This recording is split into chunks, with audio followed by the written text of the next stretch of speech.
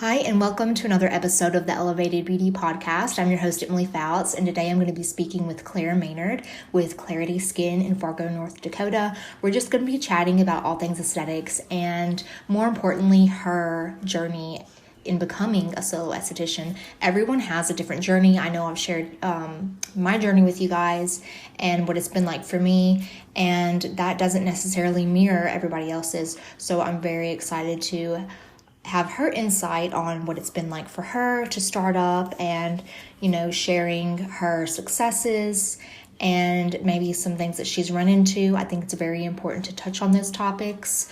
But yeah, as always, if you guys are interested and want to meet Claire, then keep on listening.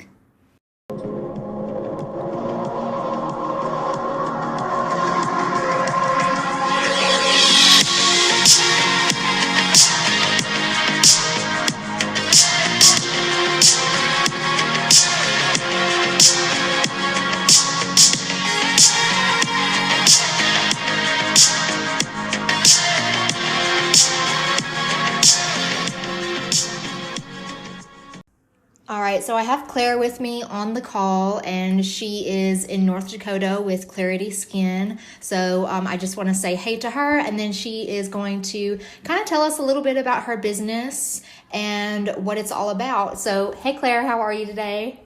I'm good. How are you? I'm doing well. So, of course, we chatted over Instagram for a little while. So I kind of know a little bit about you and your business. I know that you're a face reality acne specialist. I don't know if that's the correct term or not, but to just tell us about what Clarity Skin is and what it is that you do and what you love. Yeah, so a little bit of background in North Dakota. In order to own and operate a spa, you have to be a master esthetician. Really? Yes. So I had to work. I'm so sorry. My dog is barking in the background. No, you're fine. Fine. I'm probably going to have some noises too. I've got my 4-year-old and 2 dogs and a husband, so you're fine. I had to work in order to obtain your master esthetician license. I had to work 1,000 hours in a licensed spa. So that takes a really long time. Yeah. So that was kind of a journey for me. And I discovered very quickly that I didn't like working for other people, because for me, like, I knew very passionately what I wanted to do. And it was never anything working for other people. It was just everything. All my jobs were always very fluffy and just I feel that. And I wanted results. Like, I wanted to do life-changing things. So the moment I got my master esthetician license, I was like, it's business time, baby. And so I was just ready.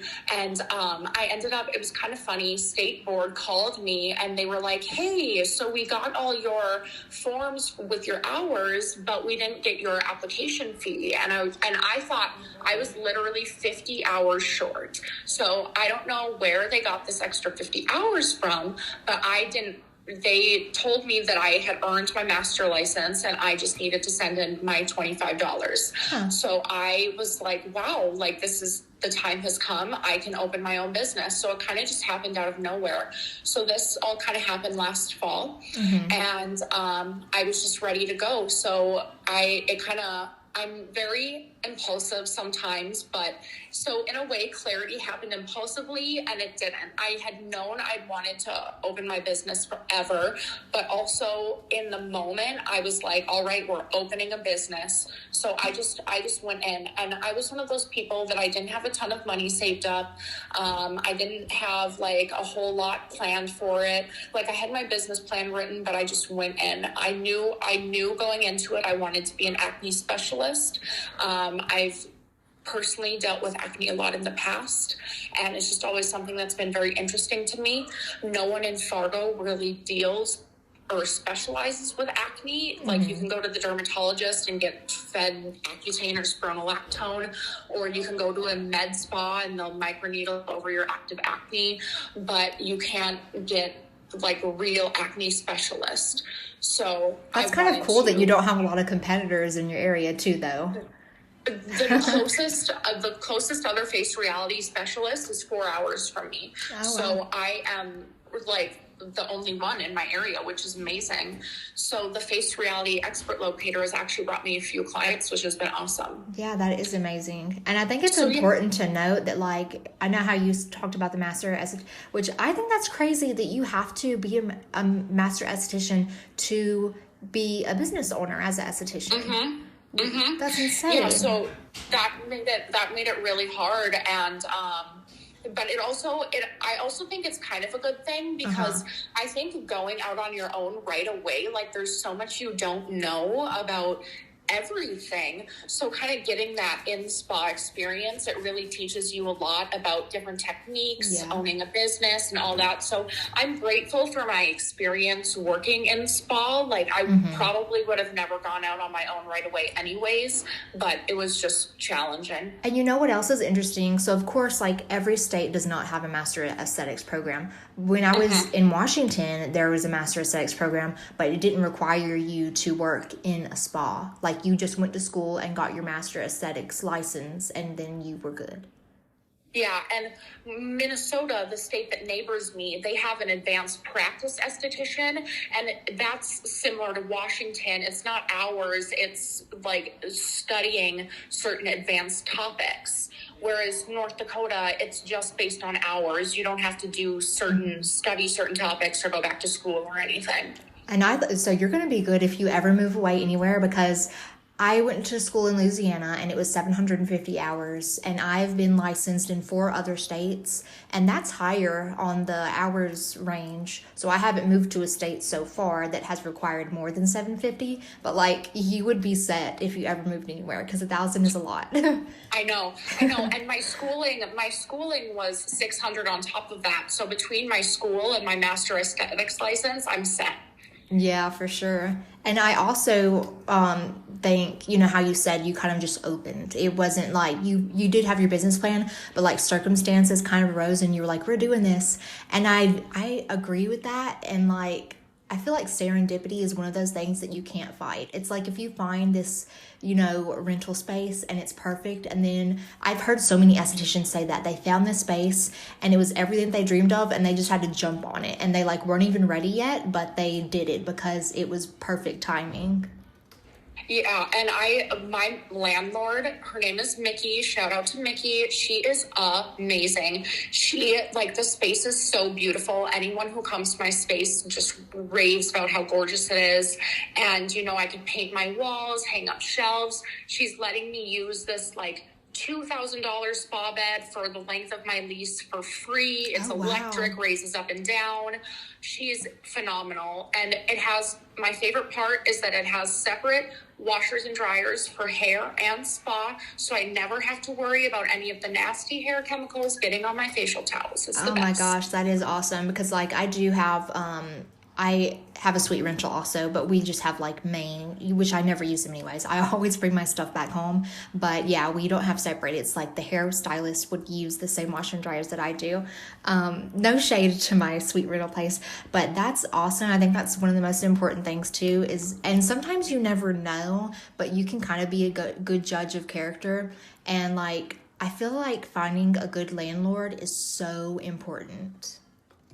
And for me, what was amazing for me is Mickey, she is an entrepreneur. She owns Strabella, where I rent. She also owns Baron Bronze, which is located inside of Strabella. She's a farmer. She owns a bunch of other rental properties. Like, she is the definition of an entrepreneur. She's a bad bitch. Oh, can I swear on here? Yeah, you're good. Okay.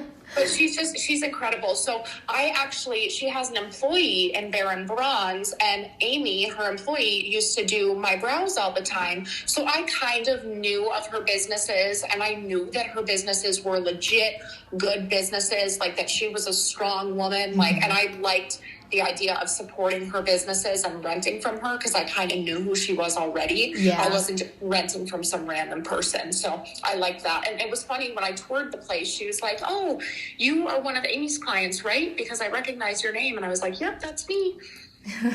And I'm sure like you also could, I mean, I'm kind of speaking on my own experience. Like, I like to look for women like that I can learn from. Yes. So I think it's really important not to be in a space where you like, and she's your landlord. It's not like she's your mentor or anything, but I'm just speaking for myself, like put myself in positions where I can learn from strong women and women that have had that experience, because you never want to, be like, act like you know too much or have like a big ego, especially when you're starting out. So I think that's awesome.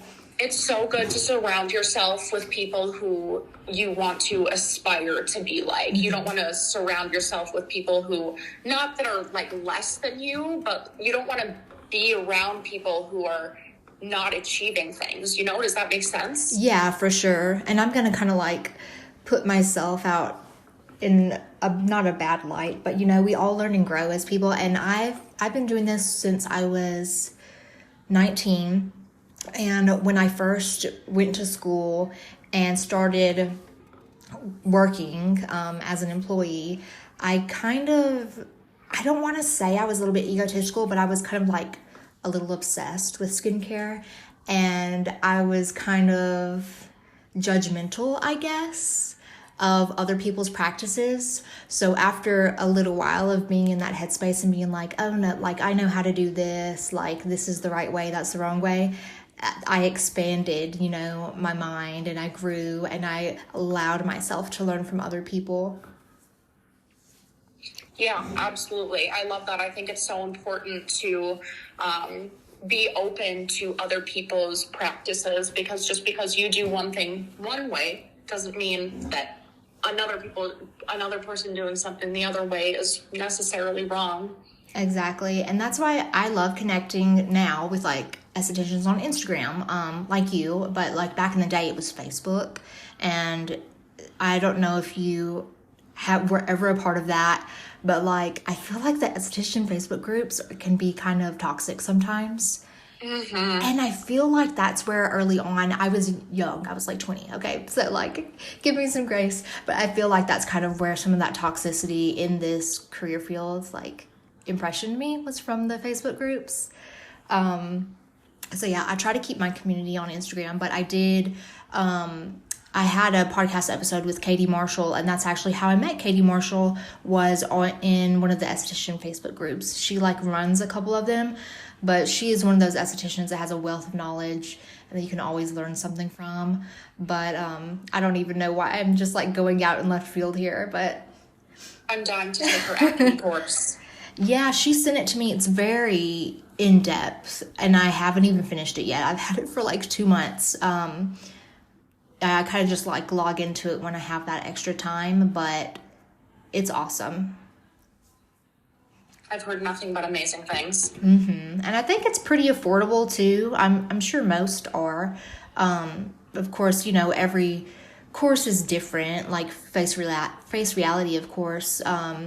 You have products that you can retail and use in treatment with them. And with Katie, it's more so just like material. And she's very holistic in her approach.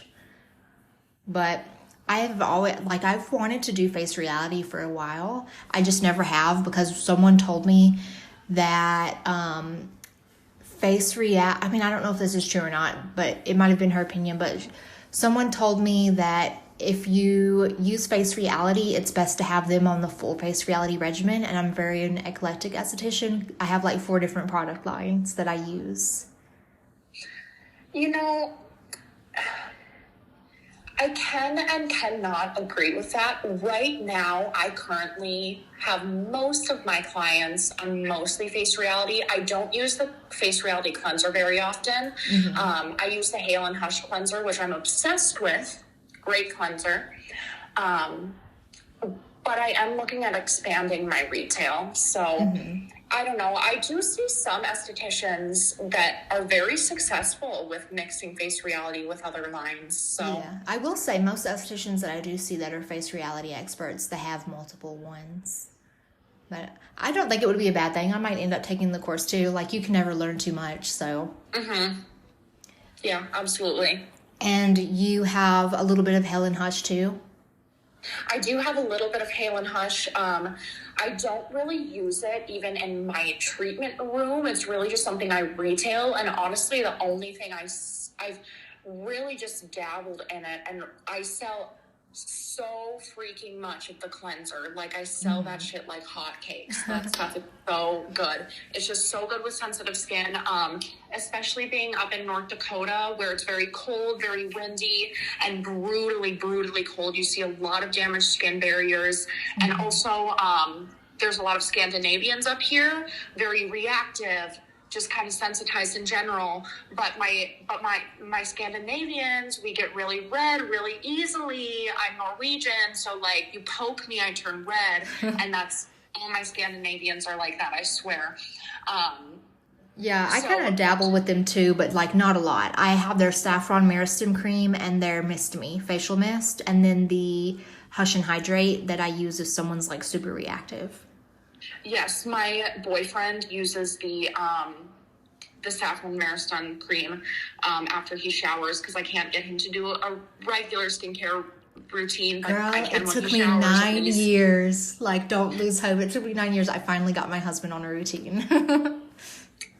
But he does moisturize his face after he showers because he feels dry after he showers. So, and he loves that moisturizer. So that's awesome. Well, that's something at least. So, do you want to talk about, I know we talked about like it was a little bit serendipitous with starting your business. Kind of like, what was that journey like for you? Did it start out slow, or just anything about starting out solo? Yeah, it has, the first couple weeks were pretty busy because I think everyone was like, oh, so excited. You're starting a business finally. That's so awesome for you. And then it just really dropped. I didn't go into this with a ton of established clientele because despite working 1,000 hours, I really job hopped my esthetician jobs because I never found a place that I liked. All my jobs just were never great. And so not having a huge established clientele, I had decent clientele, but definitely not enough to support full time.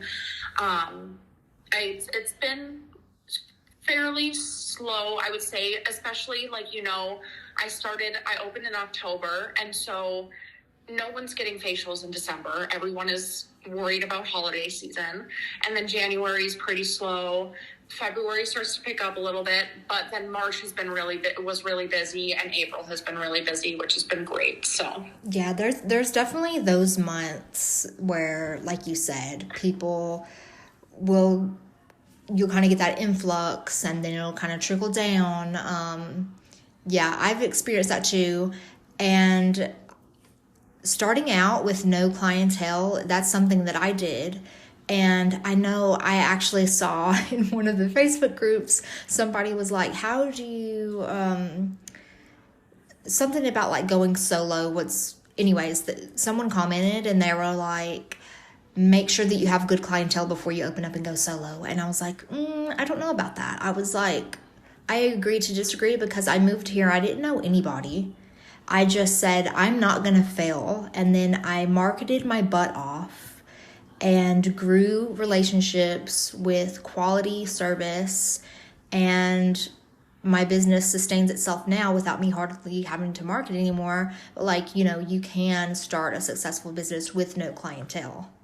Absolutely. And I think that's something people are scared of. Was it scary for you, or was it something that you were like, I'm not going to fail? It was both, honestly. I absolutely refuse to fail. I know you talk about manifestation a lot. I'm not great at manifestation, but I do try to practice it. It can be hard because my boyfriend can be kind of negative sometimes, which is tough. Is he like a realist? He's very much a realist. And I'm like, no, Brandon, we are manifesting here, manifesting. But I'm over here like manifesting like no, we're going to do this. We're going to be working full time for ourselves in a year, and we're going to be building a spa. And like, I try to talk about things like when I own my own spa one day, not if, and, you know, just like speaking in that language, like when, not if, and that sort of thing. And that's something I'm actually learning how to do too, but I know the reason for it and kind of the psychology behind it. So like if you allow yourself to consider failure, and then you're planning for what happens when there is failure, and that's not setting yourself up for success. You want to plan and work towards what gets you to the end goal instead of putting that energy, you know, like into what happens when you fail. Pretty much. So for me, that's kind of the psychology behind it. So it's taken me years, girl. Cause like for you, I know how you said you job hopped, and that's something that I kind of did too. Like Army definitely played a role in that, but I did job hop sometimes because there were those toxic environments that you just go in there and then it's a negative presence. People that you're working with are just speaking negatively all day long, and then it really gets to you. And so that's a big reason I think why a lot of people probably go solo, is because they don't want to be surrounded by that just like overbearing presence of negativity. Yeah, absolutely. And for me with the job hopping, it also just became so much about just the goal of getting my master. I was like, I don't even care if it looks bad on my resume. I just want to get my master and get out of here. So whatever it means to get to the means to the end. Right. And then you wanted to like make a big changes in skin. So a lot of the places that you were working at, they were just like day spas, right? Yeah. Like I worked at an Eminence spa, which was probably my favorite job I ever had, just because my boss was just the most stable. Yeah. The job was, my coworkers were the best, and I did like Eminence products. Just they smelled good and they were fun, but they are obviously just more fluffy, but they're still fun. There's nothing wrong with fluffy products. They just don't have results necessarily. Yeah, I feel you. And it wasn't like, you know, you had your own unique vision. Yeah, exactly. And so have you been able to like fulfill your vision yet? You've only been, which I feel like you're doing amazing. You've been open for what, 6 months? Yeah, I opened in October, so I think that's about six-ish months. Okay, so you've been open for 6 months. You're Face Reality certified, and so have you like ran into any struggles? And you're not going to be alone. I'm going to share my struggles too. But like, have you run into any struggles as a solopreneur? You know, I think one of the big struggles I've had is like, this has only happened a couple of times, but if I have a client who has a reaction, then it's like, I don't have a boss that I can turn to for an answer. Now I kind of have to seek the answer on my own. And, you know, I have people I can turn to, like you can turn to a Facebook group, but there are thousands of people on the Facebook group who are each giving you 20 different answers. Exactly. Like, how do you know which one is right? So it makes it tough. And you're just really having to sort out and figure out why that reaction happened and what's going on. That's one thing that I struggle with. And then also just, I think the other bigger struggle that I have is like managing both jobs, like putting in my effort fully and being there for my part-time job when I'm there, and not like losing focus and just thinking about my business, but then also putting in my 100%, my all into my business, because sometimes there are times that I come home and I'm like, oh, I need to make a social media post, or I need to file some receipts, but I really just want to sit on the couch and hang out with my dogs. So just balancing it all can be a lot. Yeah, because you're busy. I mean, we were talking off air. Clara also works another job, part-time, right? Mm-hmm. Okay. And so I could only imagine, I mean, as a business owner, you're full-time. it's 24/7, but like you can choose to create those boundaries and like stick to your hours. So for me, that's something that I had to stick to, was like, I'm not going to respond to text messages or DMs for my clients after my closing hours. And Sundays and Mondays are my days off. I'm not going to communicate with anyone like on those days. And I think that's something that's really important to just like stick to your guns to. Yeah, absolutely. That is definitely something that I struggle with. And I'm trying to tread the fine line there, because since my online books are currently open more on the part-time side right now, I do sometimes open up my books on my off days to allow for more flexibility in my schedule with my clients, but I still have to allow myself that balance of not overworking myself. And like, I never will go in on a Sunday or anything ridiculous like that. Like, I need to allow myself one day a week to relax. Yeah, that's awesome, because I think too many people can easily overwork themselves. So the fact that you're at least giving yourself one day to not do anything, like just self-care, do what you need to do for your own personal life, is really important. Yeah, absolutely. And something like, you had said that, I need to make a social media post.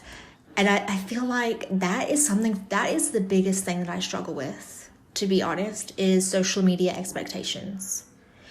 And I get compliments all the time. Like, I'm not trying to sound, I get compliments all the time from my peers. Like, you're so active on social media. You post like such great content and stuff.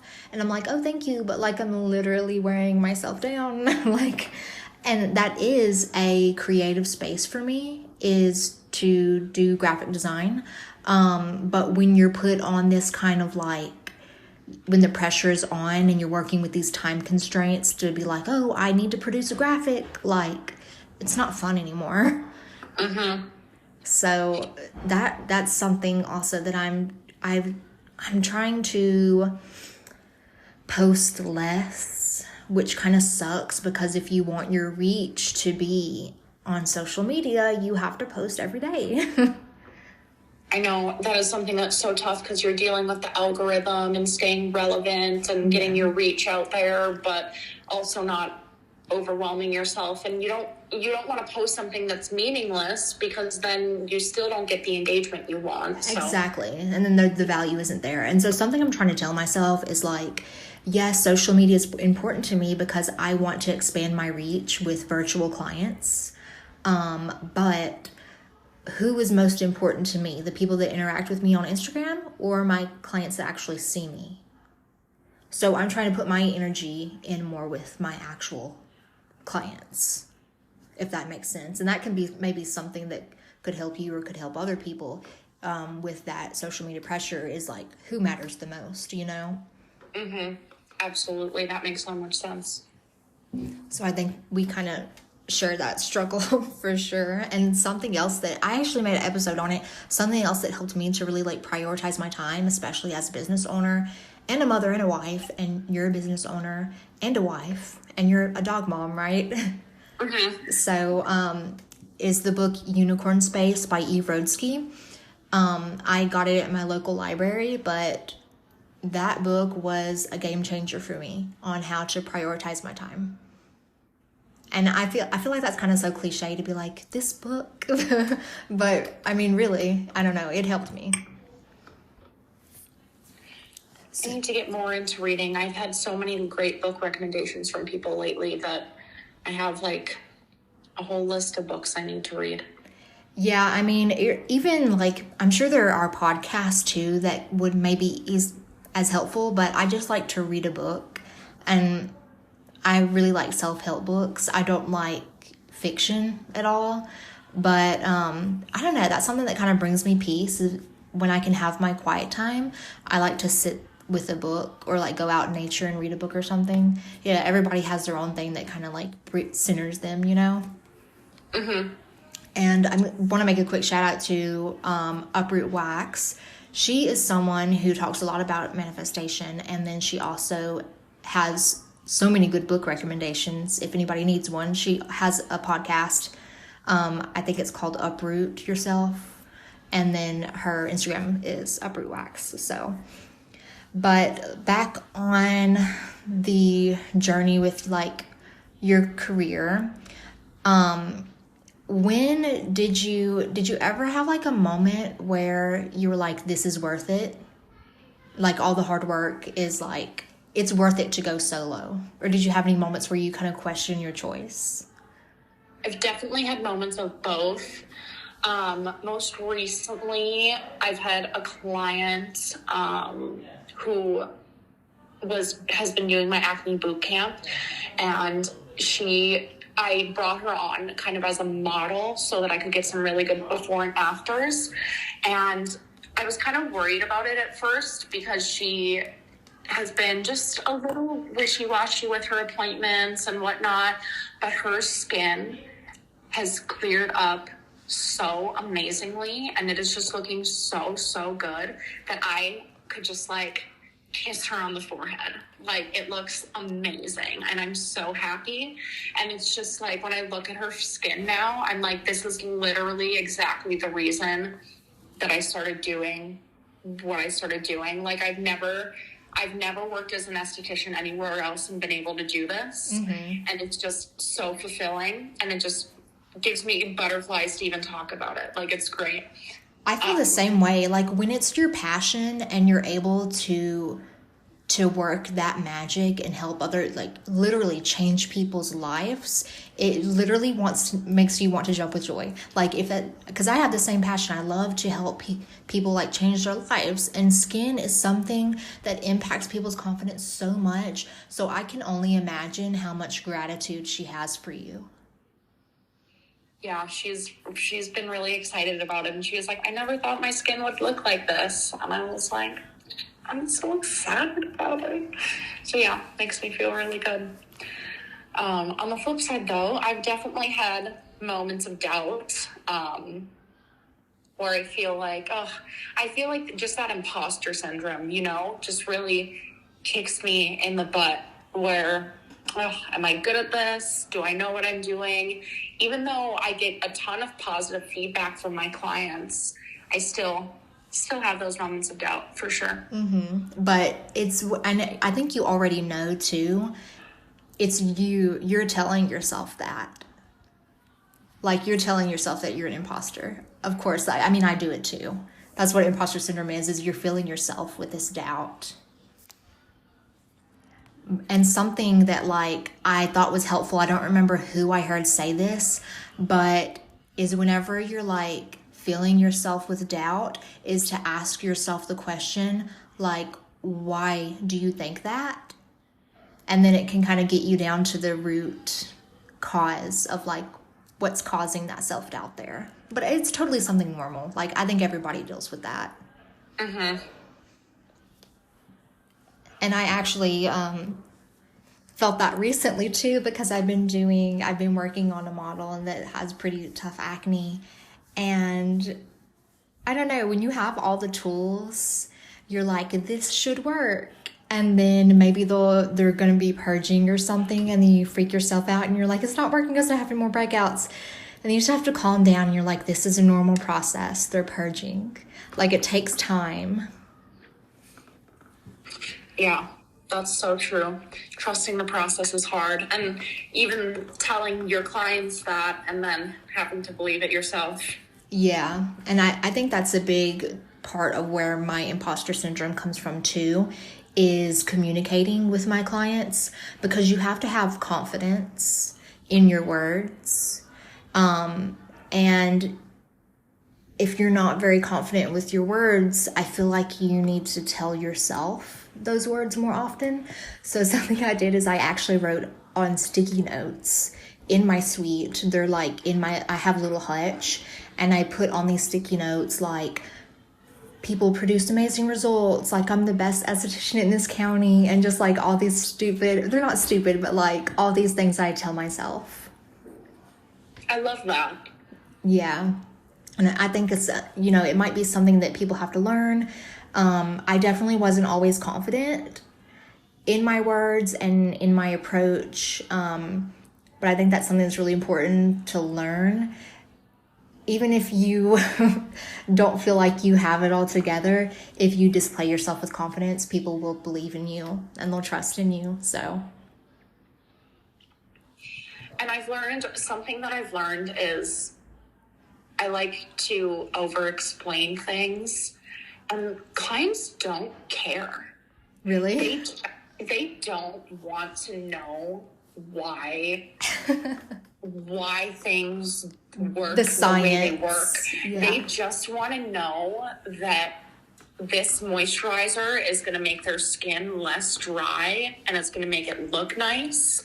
And that's all they care about. That is so funny because I'm literally the same way. The science, like, enthralls me. Like, I love to know the reason why it does it.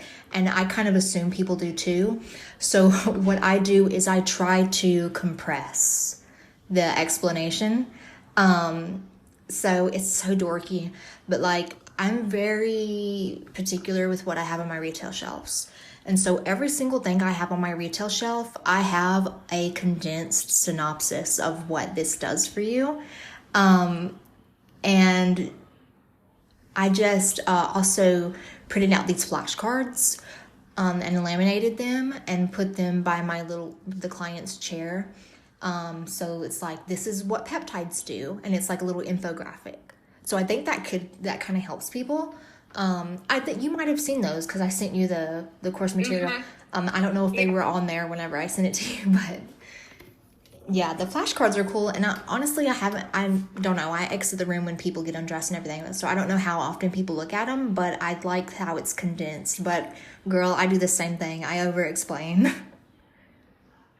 Yeah, no, it's tough. And then, like, because I expect people to ask more questions and then they never do. And I'm like, well, then I just realized that people don't care. And I'm like, because it's funny, I realized this when I was watching the Preston Douglas acne course, because he has an acne course, and he was talking about how clients don't care. And they just want to know that it's going to make their skin feel nice. Mm-hmm. Like, you just, like, he was talking about selling, and I was like, yeah, wow, like, incredible. I had no idea that clients don't care about the science. And I mean, and then when I thought about it, I was like, I guess that makes sense, because people probably have no idea what I'm talking about when I explain it to them. Yeah. So.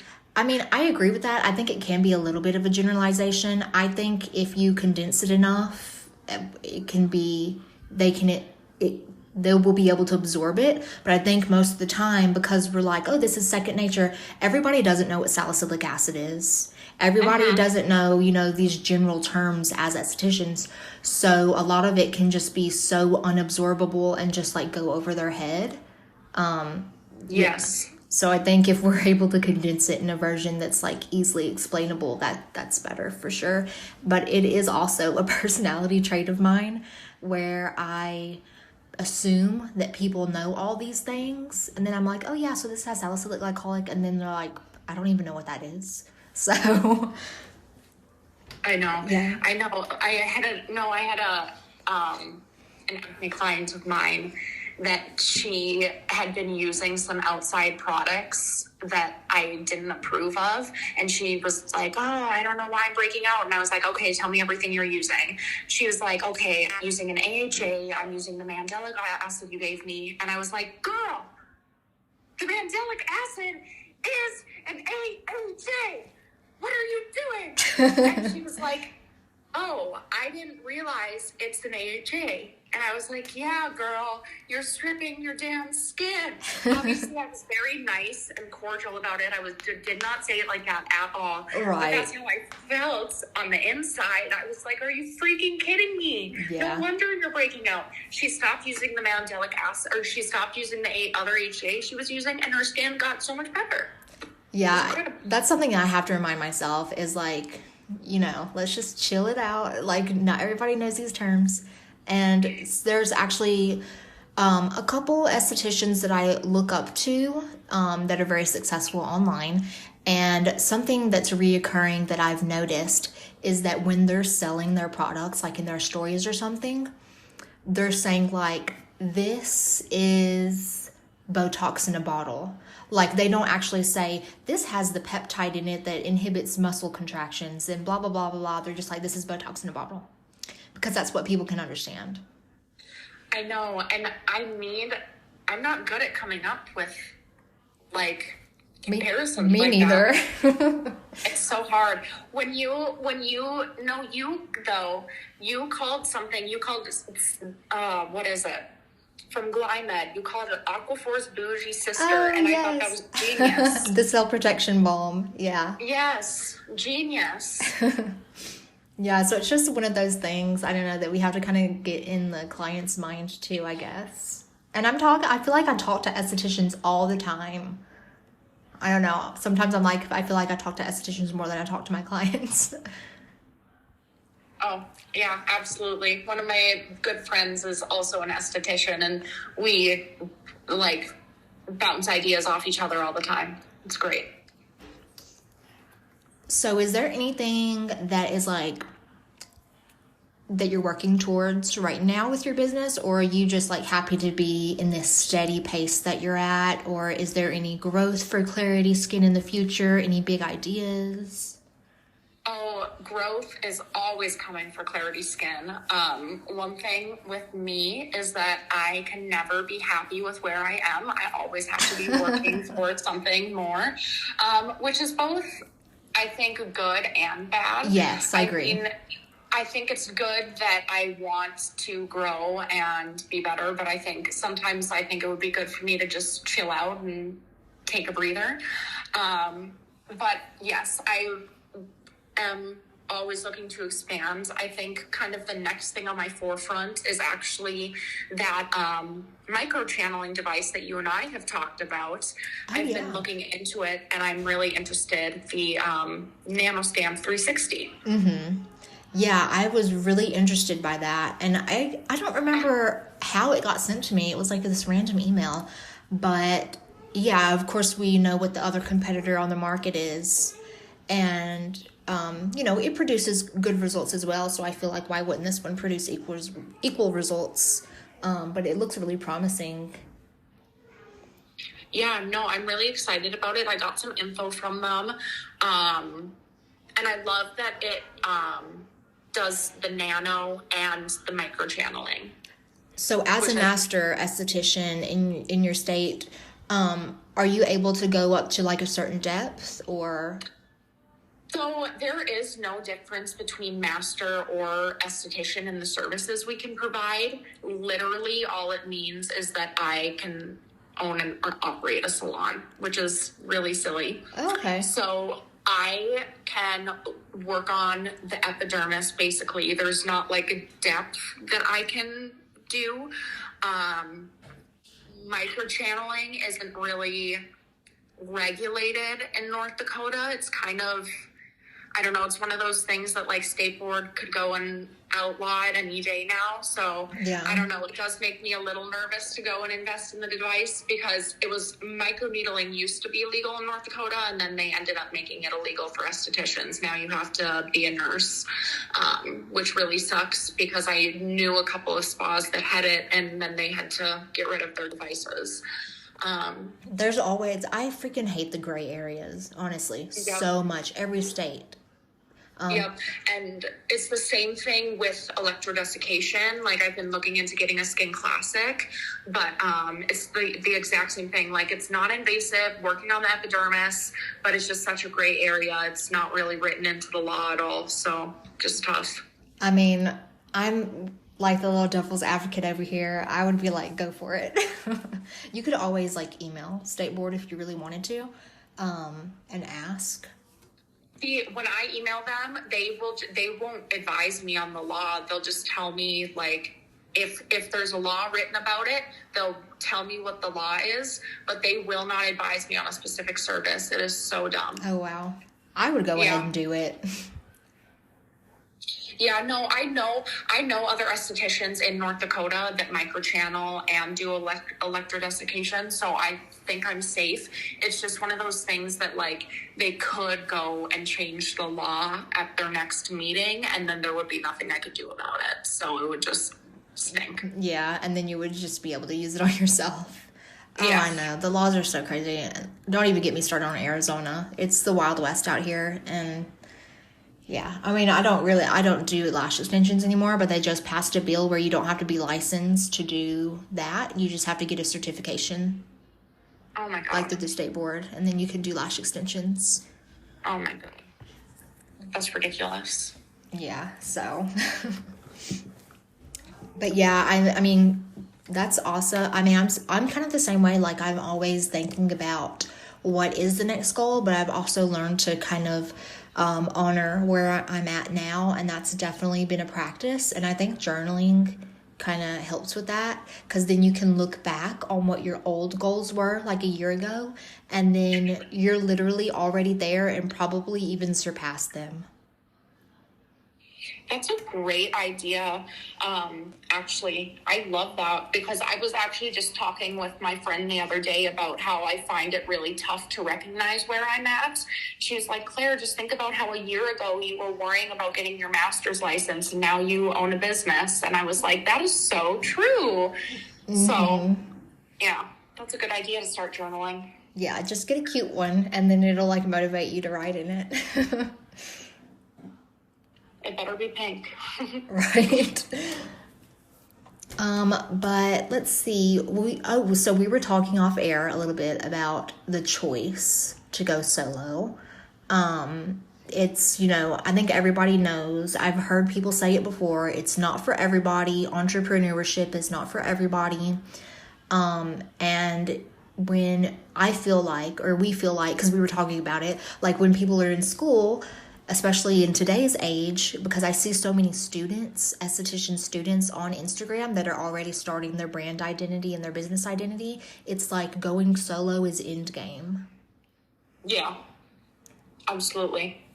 And like, I don't know, I can't really pinpoint like why that might not be for everybody, but it took me 8 years to do it. It took me 8 years to have the confidence to do it. Yeah, and I just feel like working for someone is just so frowned upon. Like if you work for someone, people view you as not successful, or like you can't be successful. Mm-hmm. And I just don't think that's the case. I think that there are great esthetician jobs out there. You just have to find them. Yeah. For example, I don't know if any of the listeners, they probably know Michael Rosano. He is an employee, and he's very wildly successful online and in his career. I love him. Yeah, I mean, I feel like he's so genuine. He's actually who inspired me to do the Skin Games this year, because I was listening to his podcast, his podcast episode with the Skin Club, I think. But yeah, he's an example of still being an employee and being successful. And I think if you deal with anxiety, it's going to be really, really hard for you. And I'm speaking from experience. So I definitely had to get medicated before I decided to go solo, because it would have I would not have been able to operate. Yeah, definitely.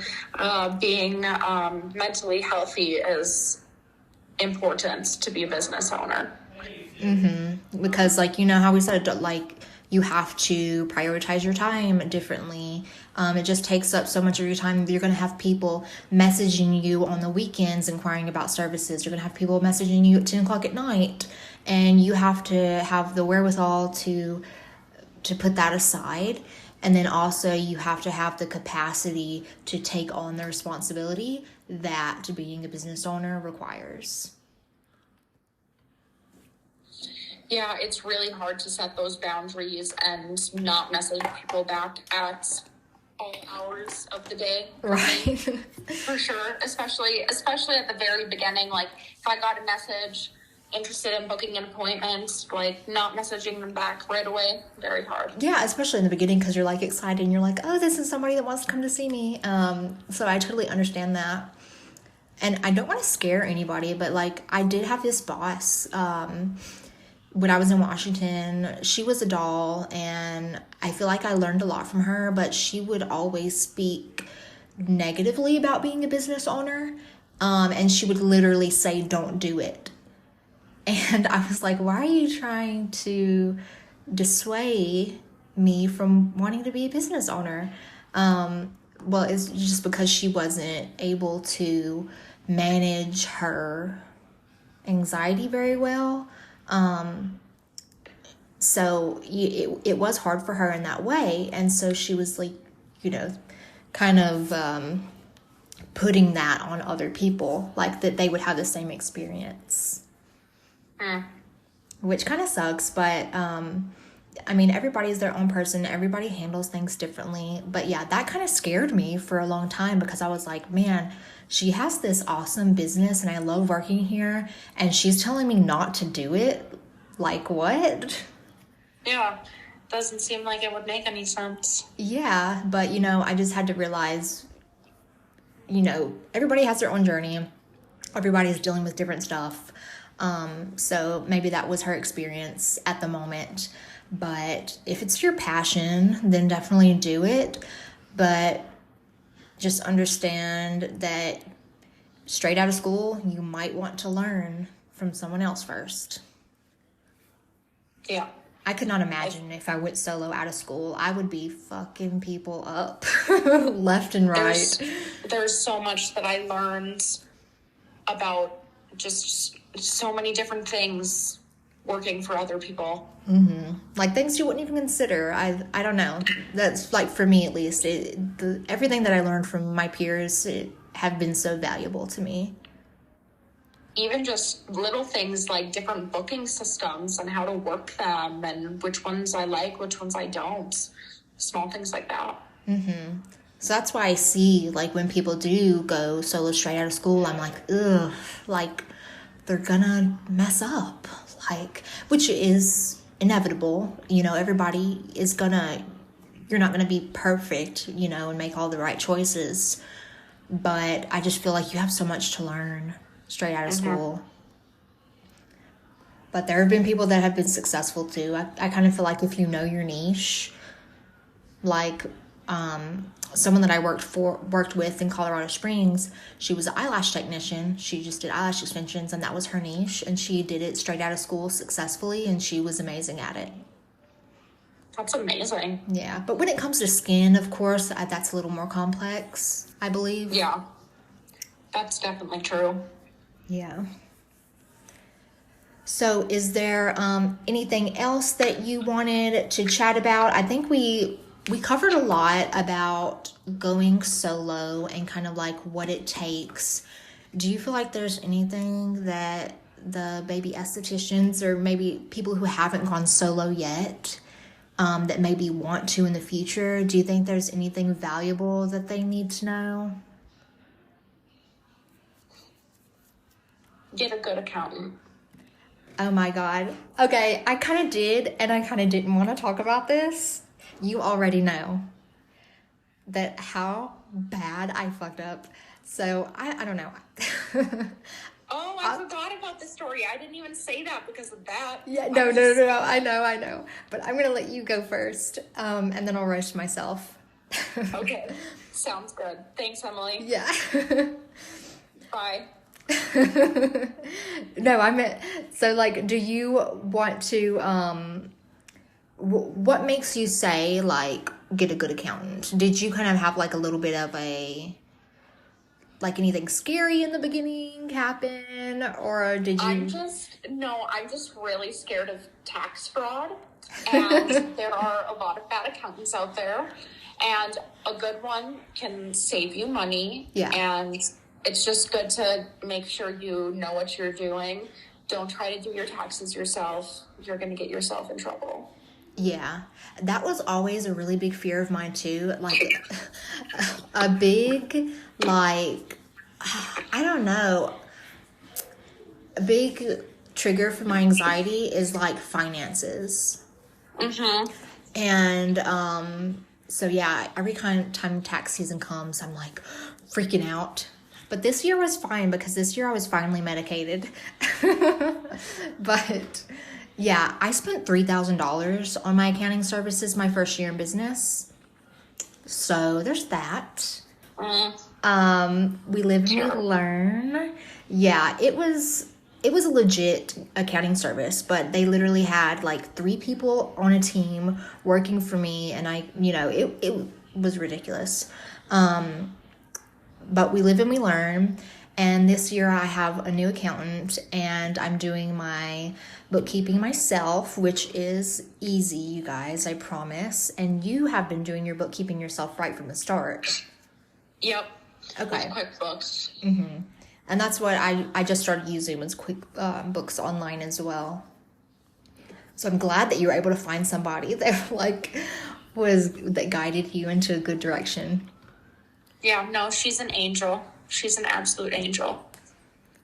And it is interesting to me, that we're talking about this. You get yourself a good accountant. I'm glad you said that, because I feel like there's so many people that do business and they fail to do business responsibly. And that's something, if you're going to be responsible with anything, be responsible with your taxes. Mm-hmm. Like, have everything together. And then also, like, filing your, in Arizona, it's called like transaction privilege tax. So if you retail items, you have to pay a tax into the state. So like, collect your tax on your retail items and pay it in. Like, you have to have a tax ID number to do that. And I know there are people in business in the town that I'm in that retail items and do not pay in taxes for them. So I don't know. I would be so scared to be flying under the radar like that. I know. I know what you mean. One time I actually knew someone who sold me something, a retail product, and I was like, oh, how much is it with tax? And she was like, since I was paying with cash, she was like, I wasn't really thinking about tax. And I was like, excuse me, you need to pay taxes. Right. People are crazy. Yeah. It makes me scared for them. I'm like, no, this is what you need to do. Please listen to me. I know. But yeah, get a good accountant. Make sure that you are paying your tax. Get insurance. Yes, get insurance. Yeah, so, I mean, it takes a lot. I'm sure when you wrote down your business plan, it would be like, something new would come up and you'd be like, okay, I have to do this. Yeah. That was kind of my experience. So it definitely takes a lot, but it's worth it in the end, because you have Clarity Skin. That's your own unique vision in your business, where you can like change people's skin, and I'm sure it's not even like going to work every day. It really isn't. It's so much fun to go to work. I never dread it. The only time I ever dreaded going to work was when I had Brazilian waxing on my menu. And I was like, I literally only ever had one person book a Brazilian with me. Mm-hmm. And when I had her book it, I was like, why the fuck do I even have Brazilians on my menu if I'm going to dread doing them? And that's when I took them off. I was like, to hell with this. They are coming off my menu. Like, kudos to you for why do taking I own my own business to do services I hate? And that is the beauty of owning your own business, folks. Exactly. Because you can offer, I don't know, I feel like a lot of people offer convenient services, and you're kind of doing a disservice to yourself and your clients by doing that. So for me, I took off arm waxes and leg waxes because I hated doing them and I wasn't good at them. And I didn't want to offer people shitty leg waxes. Yeah, 100%. I actually know a few waxers near me that don't do leg waxing because they don't like it. Yeah, and actually I felt so bad. So, I have people probably once a month ask me about leg waxes, and I'm like, no, I'm sorry, I don't do it. And so one of my Brazilian wax clients, she went to another place in town to get a leg wax, and they only did thigh waxes. They don't do the lower leg. And I was like, I'm so sorry that you have to go to one place for your Brazilian and then in another place for your upper leg wax, and then you have to shave the bottom part of your leg. Like, but at least she gets a quality Brazilian with me. That's all that matters. Absolutely. So what's your, I think we've kind of covered everything that we want to talk about today, but I wanted to ask you, what's your favorite thing that you do? Like my favorite service? Yeah. Definitely anything acne. Doing my acne boot camp, anything to do with that, for sure. And so I'm sure a lot of people's acne boot camp is different. I don't know. So what does your acne boot camp entail? What does that require of people? So I'm pretty flexible with people. Face reality, the way they train you, they're very strict, but I don't like that because I just don't think it's realistic to expect people to be such a hard ass. People have lives. You can't expect people to do their skincare routine 2 times a day, every single day, for the rest of their life till they die. People are gonna skip their skincare routine every once in a while. It's fine, chill. Yeah. Anyways, my clients come in. I tell them typically that their initial startup cost for their products will be around $150 to $200, depending on what their skin needs. And then treatments every 2 to 4 weeks. I typically recommend 2, but I also understand that that's not realistic for everybody's schedules and everybody's budgets. So we try a minimum if they want to do treatments, but they can also do it virtually as well. But we at least need to check in every 2 weeks. And then my treatments are either the face reality products, so either the enzyme or the chemical peels. We always start with the enzyme and then just kind of go from there. They include high frequency, and then I'm hoping to get an LED light soon so that I can start doing LED with them as well. Mm-hmm. I love LED. I was actually just looking at a stand-up one that has the panel, and it's like $2,500, but I want it so bad because I have the H-Lab one, which is okay. Okay, we cut off for a second, but yeah, you were saying that you want to do LED in the future, and I love LED. There's one from Spawn Equipment that I was looking at. It's $2,500, and it stands up, and it's got the panel on it. That's definitely an investment I want to make in the future. If anyone's starting out and you want to get a cheaper but efficient LED, you can do the H-Lab one. That's the one I have, and it's okay. It just kind of will fall over sometimes if I have the pillow under someone, so that's a little struggle. But I love that, and I love that you said that you understand people have lives. Not everybody can come in every 2 weeks. Yes. And I think it's important to work with people. Mm-hmm. And I think my clients understand, my clients and I kind of come to an understanding. They might not be super consistent about their routine. That might also mean that they don't get crystal clear skin. Mm-hmm. But that's if they're clearer than they were when they started, that's good. I mean, if that's what they're happy with, yeah. Yeah, perfect skin isn't the goal because perfect skin doesn't exist. That's not a thing. No one has perfect skin. I mean, the goal is to be mostly clear. Everyone's going to have breakouts once in a while, even after boot camp. So, yeah. Yeah, and my acne boot camp's pretty similar. We do the consult and everything, and then they come in, or they get their retail home care routine that we recommend, and then they come in every few weeks or so to do their acne treatments once it's kind of under control. So, yeah, that's one of my favorite things, too. I love that you said that, and I figured that because you are a face reality expert, that acne would be your favorite thing to do.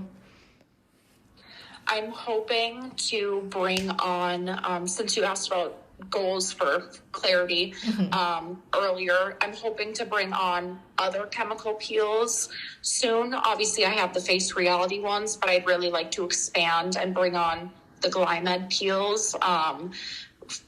North Dakota chemical peel laws are pretty strict. So I can use, I can't use either of the lactic peels, but I can use the vitamin A peel. I can use the 5-berry, the intense antioxidant exfoliator, the oxygen peel, and then the peptide peel, I think are the 5 that I can use from Glymed. I might be missing one. And all of those are amazing. I love the intense antioxidant peel with the oxygen peel. And I actually did a class with Glymed this morning, and they said that the oxygen peel can actually be used as a peel prep for the other peels. I have heard that actually, which is very interesting. Yeah, I hadn't heard that before today. I know it's only got 5% lactic acid in it. So it's, pretty gentle, but I'm definitely going to be doing that in the future. But yeah, the Glymed peels are amazing. I'm sure you'll love them. I just ordered the 5-berry and I've used it once so far, so I haven't gotten to see the results from it yet, but I know there's a lot of people who swear by it. Yeah, I'm really excited to try that one actually on myself because I have some pigment that I'd really like to try to lift. So I'm really excited to try that one. And I'm kind of sad that you can't do the lactic peels. I mean, I don't know. I haven't used the Glymed lactic peels that much, but I have used Lyra Clinical's lactic peel, and that's one of my favorite peels ever. Yeah, unfortunately, I cannot use it because in North Dakota, AHA peels need to be under 30%. So, okay. It is a bummer. Well, you could find one from a different line then if you really wanted lactic acid. Face Reality has a 20% lactic, so I can use that one. Okay, very nice. Well, I am so glad that you were able to talk to me today. I think we're a little over an hour now, so I'll let you go. And I know it's pretty late there now. What is it, like 7? Past 7 o'clock? Yes, it is 7:10, so I will probably be eating some dinner here soon. I think Brandon just finished cooking. Alrighty, well, thank you so much, Claire, and I will talk to you later. And if anybody wants to check Claire out, why don't you share your Instagram tag? My Instagram is Clarity Skin Fargo. Okay, perfect. All right, guys. Well, thank you so much for listening. And as always, I'll see you next Monday at 8 a.m. Mountain Standard Time for another episode.